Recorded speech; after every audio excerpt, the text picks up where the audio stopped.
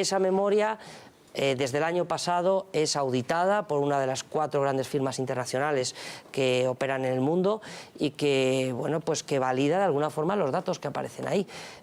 La presentamos, está disponible en la página de la Conferencia Episcopal, en conferenciaepiscopal.es.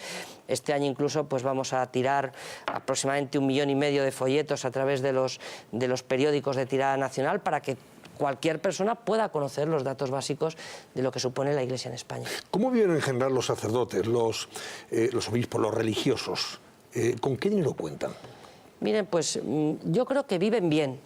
Yo creo que viven bien, pero con austeridad. Es decir, cuando uno le preguntan, bueno, es que los religiosos no tienen cuenta corriente. O sea, los religiosos no tienen ni mucho ni poco dinero, viven en comunidad y por tanto no tienen cuenta corriente. En el caso de los sacerdotes, las retribuciones normales que se da a un sacerdote de una diócesis rural o una diócesis como Madrid, pues suelen variar entre los 700, los 900, los 950 euros. Es con lo que viven.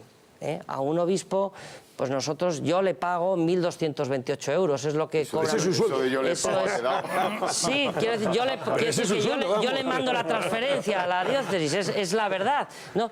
Y quiero decir que viven modestamente, no tienen la oportunidad de hacer grandes viajes, no tienen la oportunidad de tener grandes ahorros, tampoco viven en la miseria, quiero decir que viven de una forma modesta como corresponde a su estado. Pero es verdad, hay personas que dicen, pero yo conozco un sacerdote que es profesor de instituto, que cobra otro dinero, que vive de otra manera, que es de familia rica. Pues excepciones las hay en todos los sitios, pero la realidad, la inmensa realidad es esta. Los sacerdotes viven normalmente en una vivienda parroquial, es cierto, no siempre en buenas condiciones, y bueno, pues desarrollan su labor, que para eso están. Esto no es una profesión, como es una misión.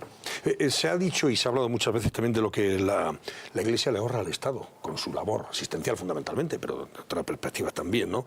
¿Qué pasaría si no existiera la Iglesia en ese sentido? ¿Qué ocurriría? ¿Y cuánto le ahorra, sinceramente? Miren, es muy difícil saber el valor que supone la presencia de la Iglesia en España. Es muy difícil.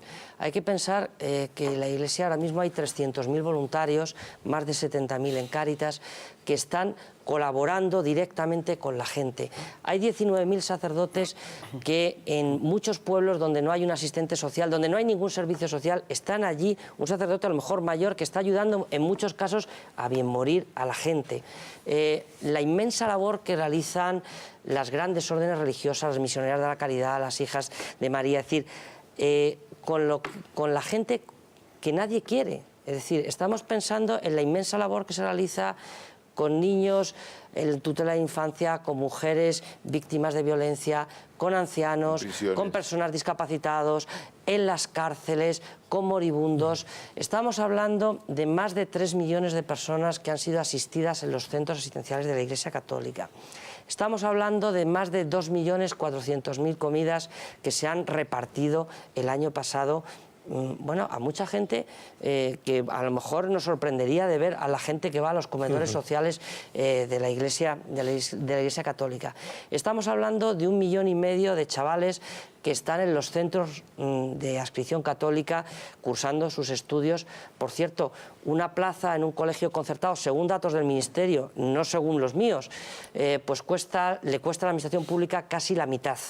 Eso significa que si en la administración pública, con independencia de tener que montar los colegios, tuviera que pagar lo mismo que el esfuerzo que le cuesta una plaza en un colegio público, pues ahí hay un ahorro realmente de 3.600 millones de euros. Fíjense, antes hemos hablado 248 millones de euros que recibimos de los contribuyentes. Solo en educación se ahorra la administración pública más de 3.600 millones. Si sumáramos todos los ahorros de la inmensa labor asistencial, claro que hablamos de 10.000, de 20.000, de 30.000 millones, no lo sé, pero desde luego es una cifra enorme. Y luego hay otra cosa muy importante. El código de valores que hay detrás del 1 millón de niños y jóvenes que reciben catequesis y formación en las parroquias de nuestro país. La forma de entender la familia, los valores de generosidad, de entrega a los demás. Muchas familias sostienen a sus mayores en sus casas. Eso le está ahorrando a la administración pública mucho dinero. La forma de concebir la familia, bueno, pensemos qué hubiera pasado en España si no hubiera habido la red familiar que existe y la forma de concebir la sociedad, que es una sociedad que deriva de nuestros propios principios. Si esta crisis hubiera pasado en otros países, hubiera sido tremenda. A eso también está colaborando la Iglesia y ahorrando mucho dinero. Sociedad vertebrada en torno a la familia. En contraste con todo esto también se habla a veces, dice, hombre, la Iglesia, ¿qué patrimonio más rico tiene? Una Iglesia rica en patrimonio. Ante eso, y de privilegio, que si paga o no paga el IVA, ¿ante eso qué dice? Hay varias cosas ahí en esto que está planteando. En primer lugar, ¿la Iglesia tiene un gran patrimonio? Sí, es verdad. Lleva 20 siglos aquí. Lleva 20 siglos, hay 20 siglos de historia, hay más de 3.000 bienes inmuebles de interés cultural que son administrados por la Iglesia, el 30%. Por cierto, gracias a que la Iglesia los administra, los mantiene, los abre al culto y los expone para que la gente pueda visitarlos, hay ciudades de España que no se conciben sin la presencia del inmenso patrimonio cultural abierto a favor de la sociedad. Y que está reportando también mucho dinero en materia de turismo y demás. Realmente patrimonio rentable, muy poco. Y patrimonio enajenable, muy poco. Pero la Iglesia lo administra y lo presta a la sociedad porque es un valor. Detrás de un retablo del Pórtico de la Gloria en Santiago de Compostela hay toda una catequesis de una forma de entender la vida y que ha ayudado cuando la gente no sabía leer ni escribir, ¿no? Y todo eso es un gran patrimonio para la sociedad. Por tanto, patrimonio sí. Rica, lamentablemente no, porque cuanto más tiene la Iglesia, más puede dar a los demás. Y otra cosa que usted ha aludido es el tema de los privilegios. Mira, a mí me gustaría dejar claro una cosa. La Iglesia tiene el mismo régimen fiscal, por ejemplo, en materia de IBI, cuando ha habido toda esta polémica, el mismo régimen fiscal que cualquier fundación de este país. De cualquier fundación, ya sea de un partido político, de una empresa, o de una fundación altruista o de lo que sea, que cualquier asociación de utilidad pública. Todos tenemos el mismo régimen fiscal. Entonces, hablar de los posibles privilegios de la Iglesia en materia fiscal es absurdo. Anteriormente al año 2002, se podría decir que el acuerdo Iglesia-Estado estableció una serie de bonificaciones, pero si es que la ley de fundaciones las amplió para todas las entidades no lucrativas mucho más que lo que establecen los acuerdos, ¿no? Yo creo que a veces se habla un poco por desconocimiento. Yo creo que si uno no tiene prejuicios con relación a la Iglesia, uno puede tener su opinión. Y uno puede decir, bueno, pues yo estoy de acuerdo, no estoy de acuerdo con lo que la Iglesia realiza, declara, etcétera, ¿no? Pero si uno no tiene privilegios, no tiene prejuicios y ve pues la importancia de la labor que realiza la Iglesia, pues bueno, yo a todos los que nos están viendo hoy, pues claro, les tengo que animar a ese sencillo gesto de marcar esa casilla, ¿no? Muy bien. Bueno, vamos a ver. Ángel Expósito, que ha hablado antes de pasar 2 o 3 veces por lo menos. Venga, aproveche usted. Una pregunta doble, Fernando, que tiene relación una con la otra. ¿Cuál ha sido la evolución de la X desde su fundación hasta hoy? Quiero decir, si con la crisis ha bajado, si ha ido aumentando, porque a lo mejor ha ido parejo o no a muchas polémicas políticas. Y en ese sentido, ¿cuál ha sido la evolución de la X y la relación de la Iglesia con los últimos años del gobierno socialista? Porque una de dos, o entonces se portaban bien y había, entre comillas, buenas relaciones. Me consta que con la vicepresidenta del gobierno, la señora Fernández de la Vega, y el nuncio apostólico había una extraordinaria relación personal.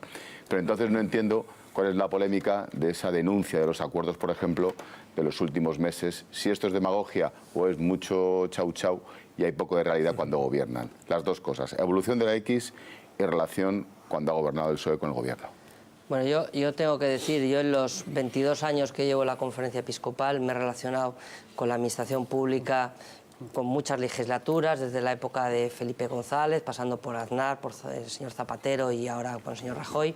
Y quiero decir que en el ámbito económico y en el ámbito de Hacienda solo he encontrado buena disposición y ganas de colaborar. A lo mejor en otros ámbitos pues ha sido más difícil, pero bueno, pues cada uno en su plano siempre ha habido gran respeto y hemos intentado trabajar. En unas veces se han avanzado en algunos temas y en otras en otros, y a veces paradójicamente pues tiene uno la sensación de que avanza más cuando teóricamente, supuestamente se iba a avanzar menos.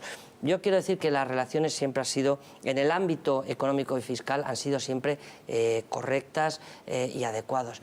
Yo con relación a los planteamientos y los pronunciamientos políticos, pues yo no me manifiesto. Quiero decir que uno es muy libre para poder hablar hablar. Yo lo que sí que tengo que decir es que la Santa Sede tiene suscritos convenios de colaboración con decenas, por no decir más de 100 países, que tiene acuerdos de colaboración y reconocido con estados, con más de 140 estados. Es decir, no estamos hablando de un régimen de privilegio. Podremos matizar alguna cosa u otra, pero no es una situación irregular la que existe en España, ni muchísimo menos. Esto es muy importante que lo conozcan todos nuestros oyentes y nuestros televidentes. Y luego, en relación con lo que planteaba, yo le voy a dar un dato. En los últimos 7 años se ha incrementado 1 millón el número de contribuyentes que marca la casilla. Es decir, hace aproximadamente el 2006 el nuevo sistema eran unos 6,5 millones de declaraciones, aproximadamente 8 millones de contribuyentes marcaban la casilla. En los últimos datos, 9 millones de contribuyentes. A pesar de la crisis, además. 7,5 millones de contribuyentes. No, a pesar, marca la o, entre casilla. comillas, A pesar de la gracias. crisis, O entre comillas. Claro. se ha mantenido. 35 Aproximadamente de cada 35 de cada 100 marcan la casilla, que yo creo, sinceramente, que es un muy buen resultado. Hay gente que dice, pero hombre, solo 9 millones. Bueno, pensemos en cualquier acto que se hace que supone una declaración personal, individuo a individuo, en un momento especialmente doloroso, ¿eh? Cuando uno hace la declaración de la renta no está de fiesta precisamente, ¿no? Y marcar la casilla y que cada año, recordemos que la Iglesia es la única institución que se somete a un referéndum cada año. Cada año nosotros estamos sometidos en función de si a uno le gusta más, le gusta menos, le han dejado bautizar al niño cuando ha querido o no ha querido, le ha gustado una determinada declaración de no sé quién o de no sé cuánto. Ahí está todos los años. Yo por eso tengo que agradecer a los 9 millones de contribuyentes que el año pasado marcaron la casilla y que yo espero que la sigan marcando.